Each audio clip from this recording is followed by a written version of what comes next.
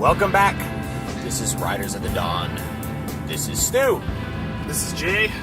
And today we are going to talk about how to publish and self-publishing and all the stuff you should avoid and all the cool things you could do. There you go. All the cool guys you can meet. So, if you've got a finished manuscript, maybe you don't even have a finished manuscript, but you're thinking ahead. You want to market a little bit. What would be the first thing you would need to get towards publishing your manuscript? Okay, so let's actually start with your manuscript. So, I have a video up. It's a long video, but it has all the information you need prior to, basically to format your document correctly to make an ebook. When you're writing your book, you need to understand how to format so that you have less headaches later on. And even before you begin that process, you need to think about who your market for your book is. Because that, I would say, write your first draft from like your heart and edit with the market in mind. Because a reader may not like certain things that you've done that you think are cool. And you need to be aware of that if you want to actually deliver a product that people like. Because what happens is if you can deliver a product and someone likes it, they'll review it. And typically, and you need to be thinking about this like while you're writing, but typically it's 100 reads for one review. It's really bad. Now, my Muramasa has like one review for like every 10 purchases, which is insane. That's really good. What that means is that I've really pegged a very particular market. I don't sell that many copies of it because, frankly, samurai fiction is not the hugest genre. But it's a genre that I could dominate if once I get a few more reviews, I can really advertise the book and I'll get it to a lot of people who like that style of fiction, and I could probably stick it pretty high. I could probably rank it up using a little bit of marketing, but I don't want to do that without too many reviews. Yeah. If you don't have a ton of reviews, it doesn't look good. So if you're not delivering an experience a reader wants, chances are it's not that they're going to go and give you a 1-star review. Yeah, they'll stop reading the book and nothing will happen. And that's actually you would rather have somebody come up and give a 1-star review that is informative. Because at 1-star, I like to read 1-star reviews. I buy things all the time with 1-star reviews based on the 1-star review, because that tells me the people who really didn't like it, the things about it that they thought were really offensive to them.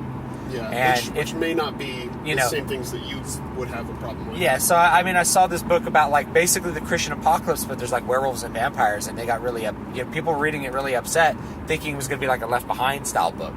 It's like if that's the big complaint, that doesn't bug me. Yeah. So that I know that is actually something I like because I like that, whatever it's going to be.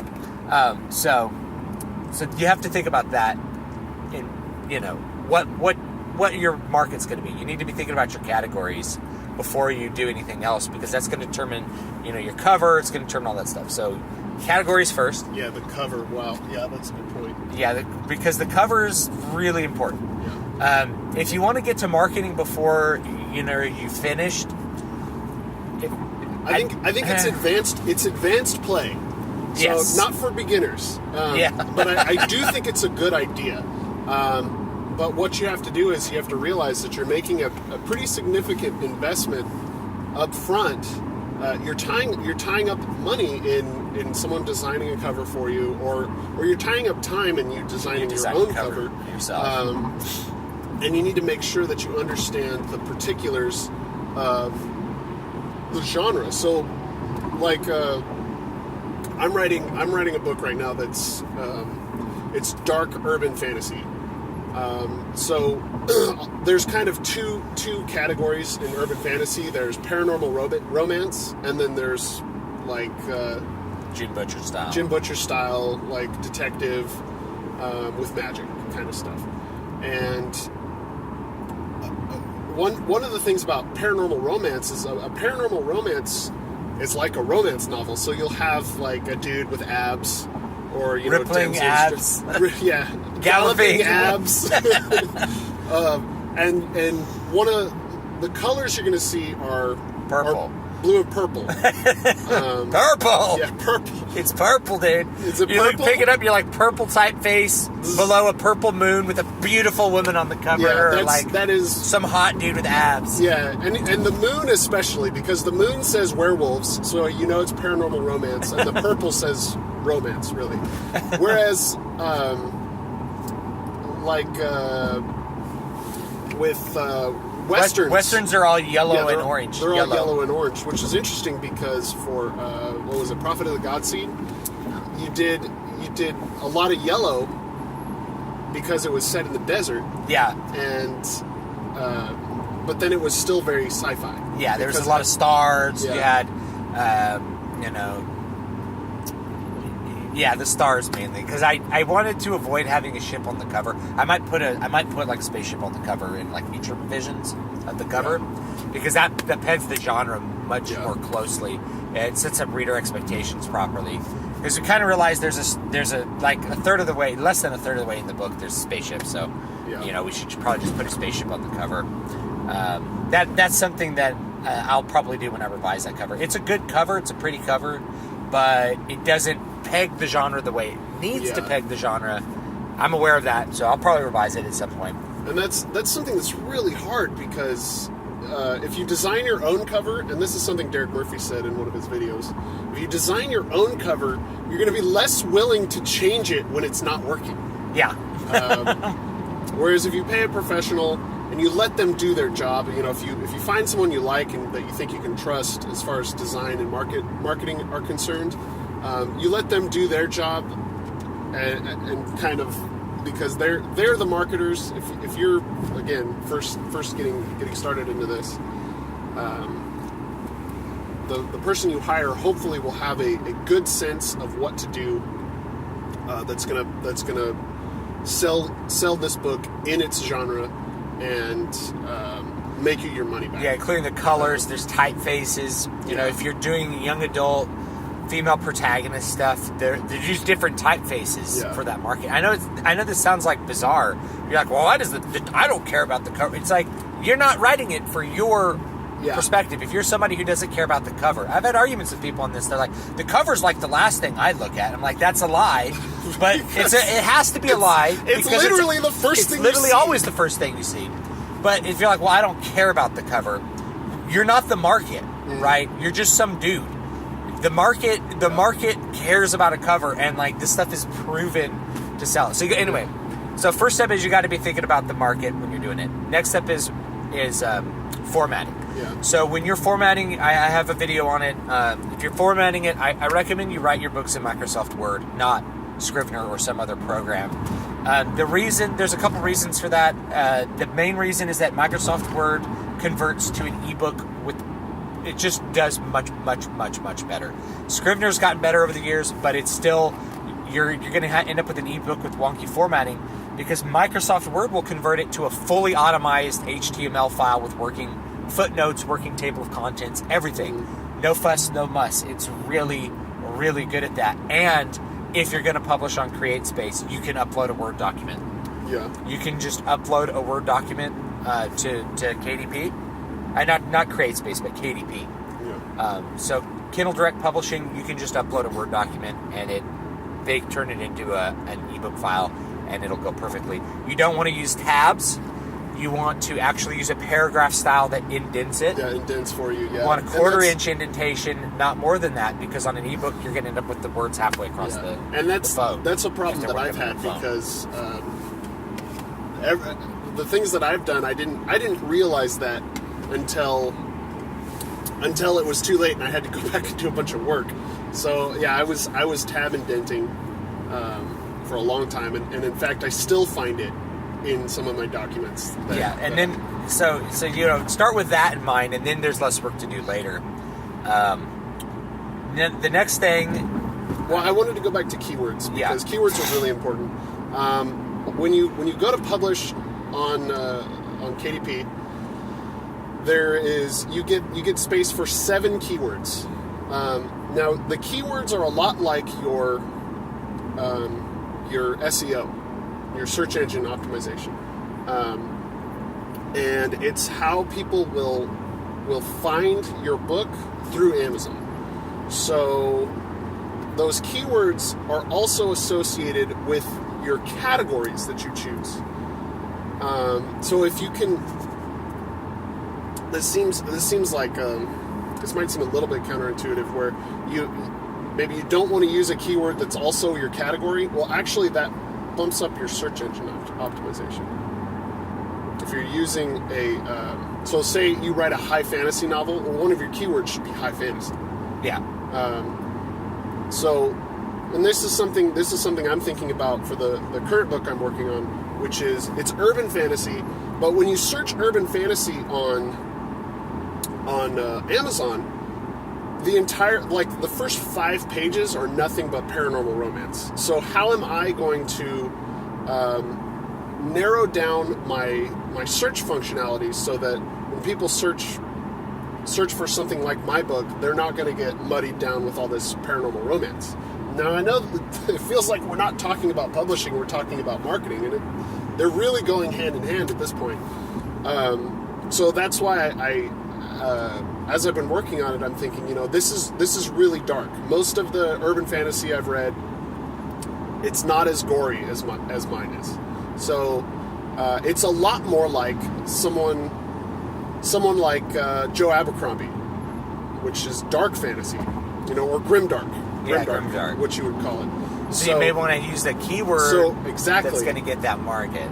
Yeah, and this is going to also affect your cover, because if you want to nail the urban fantasy cover, so you got to have some buildings. You got to have some buildings, and you've got to have a character. Yeah, you want to have a character, a face. But then you need not gore, but threat of violence is what I'm thinking. It needs that threat of violence. Use like red letters. Yeah. There's a couple styles you can use to do that. I picked up an ebook yesterday. Not yesterday. It was yesterday. I haven't started reading it yet, but it immediately caught my attention as dark fantasy because of the title. The title was "Today is Too Late," and that just the title has the threat of violence. Yeah. That's another thing you need to think about is your title. Don't be afraid to change your title. Yeah. To more closely match your market. Yeah. So, I have a new book that's going to be coming out. It's called The Water of Awakening. Now, when you hear Water of Awakening, chances are you're not going to think anything but fantasy, hopefully. Yeah. When you hear something like that, it's literally a phrase from Tolkien.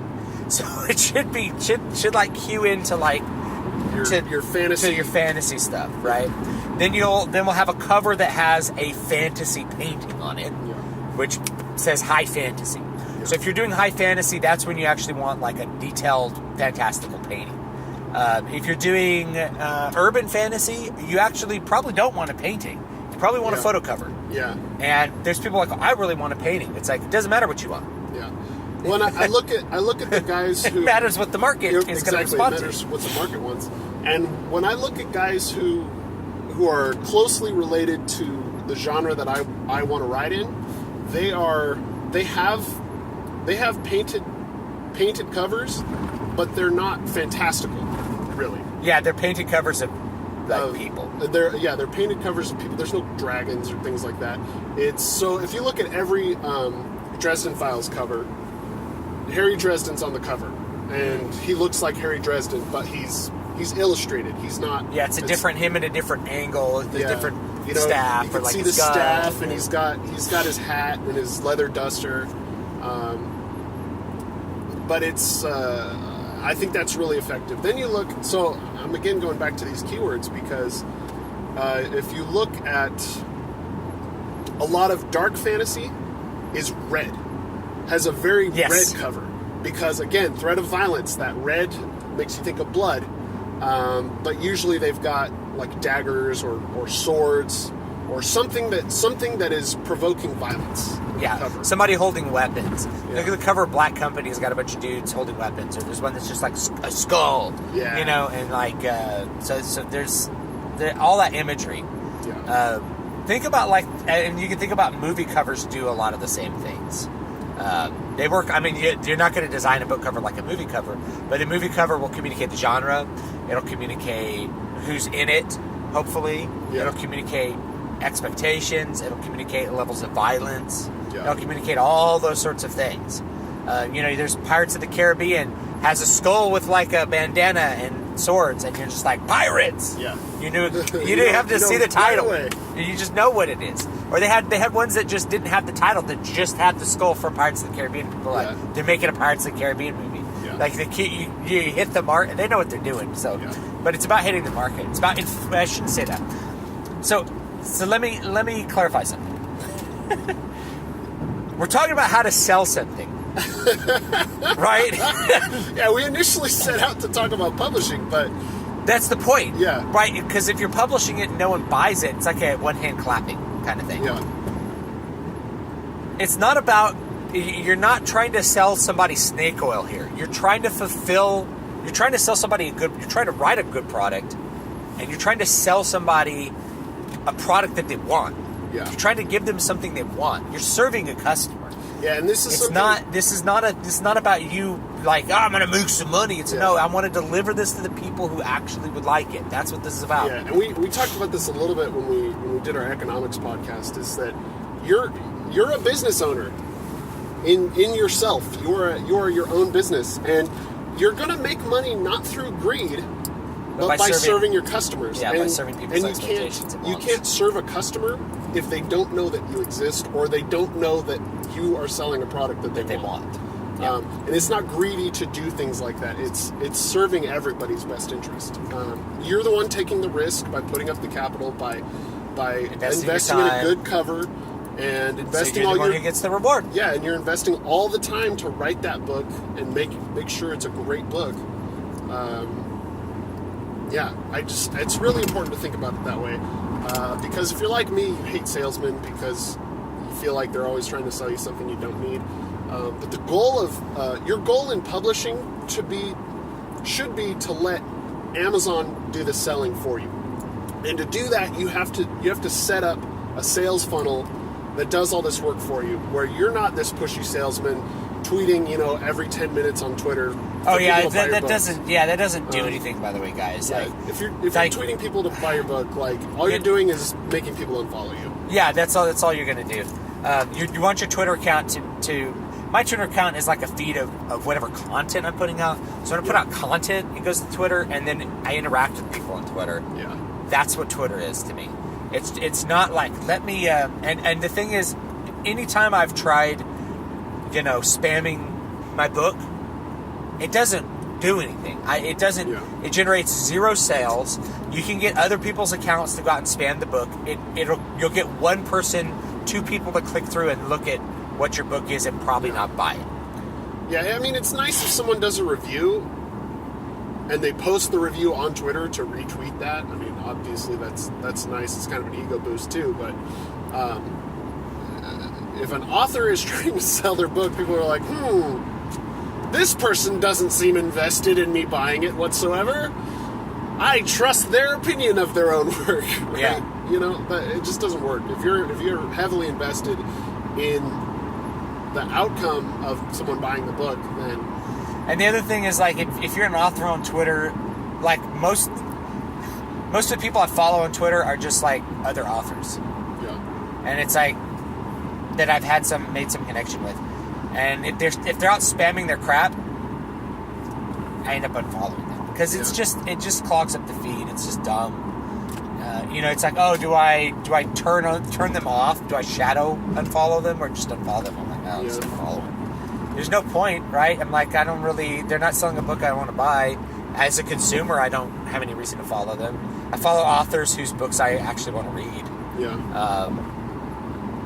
So that's kind of doing that style of marketing. Mistaking spamming for marketing is a huge huge mistake, and it's just going to waste your time, your energy, your money, and you're going to feel very discouraged to continue. because nothing good is going to come out of it. Yeah, when you're not getting anything for your time, you're going to feel like, well, there's no way to crack into this market.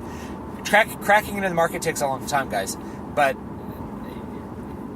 when you are beginning this process, you need to have some of these things in mind so that you can be constructing your platform and writing your book towards these goals, and using all the things at your disposal to find the right readers.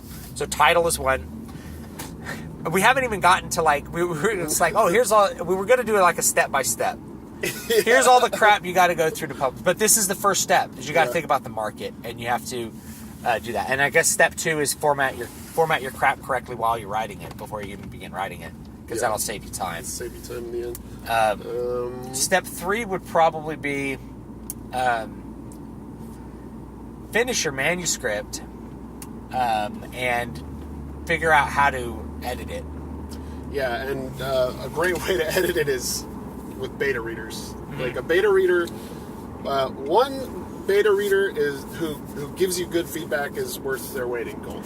I'm just going to tell you guys, if you haven't already established a platform, you're not going to find beta readers for a book that doesn't exist, for a person that nobody knows. Yeah, you're not going to find strangers to do it. You need to find your friends who are good at that, and find your friends. Find your contact your high school English teacher. Get them to read it. Because I'm telling you, if you wrote a book and you tell your high school English teacher you wrote a book and you want them to read it and go over it for you, they will die to do it for you. Yeah, they'll be super happy. For one reason, because it makes them feel like they're a success, and for another reason, because it's going to make them feel like they worked hard, and they're going to work twice as hard to be involved in that project for you. And then they're going to give you a lot of valuable feedback as well, and they're going to catch the mistakes. Yeah. So find a way to edit it and revise it. The next step is, before you want to get your formatting correct on your document. That's little stuff, man. Yeah. And you shouldn't have to pay somebody to format your document to work as an ebook. You really shouldn't. It's really easy once you know what you're doing. I have content, a bunch of other people have content up on it. My content is, I don't want to say it's the most thorough, but if you find my video on it, it's the longest, and it goes through the most bits of detail for how to really use your Word document correctly. I do recommend Microsoft Word, not Scrivener. And if you do Scrivener, copy it into Microsoft Word, clear all the formatting, and reformat all the paragraphs. Yeah. Because when it gets turned into an HTML document, unless you know HTML and are really good at doing code on 100,000 words of garbage, you don't want to be slogging through the HTML code yourself. You're gonna have a bad time. I edit the HTML code on some of my stuff directly. That's advanced play. Yeah. That's advanced play. You don't need to worry about that. You just need to worry about a good form, and don't do wacky formatting. So don't do drop caps. Don't try to do drop caps in your ebook file. No. Don't do that. No. Don't try to separate your paragraphs with some kind of like picture. It's just not. It's going to end up costing you money to distribute it when your book is full of pictures. Yeah. Okay. So just avoid that. Have a really simply formatted thing. The little details of a paperback, they're not going to come across in an ebook, and a reader doesn't want them. Doesn't enhance their experience and increase your cost of time. So don't do that. Yeah. Okay. Yeah. So now you have we're going to have to do like part 2 and 3 possibly. Yeah. So now that because we're basically out of time, but now that you have that manuscript and you're ready to see if people are going to read it, now we need to think about the next steps, which is going to be figuring out a cover, figuring out a blurb and a description, figuring out how to get it on Amazon, and figuring out whether you want to do Amazon or you want to do multi-platforms, which is going to be Smashwords. You're going to have people on both sides of the fence, and I guess we can talk about that next time, because we're pretty much out of time. Yep. So this has been Riders in the Dawn. You can find me at MatthewJWellman.com. Find me at DavidVStewart.com and DVSPress.com for my fiction and nonfiction stuff. And we'll see you guys later. All right.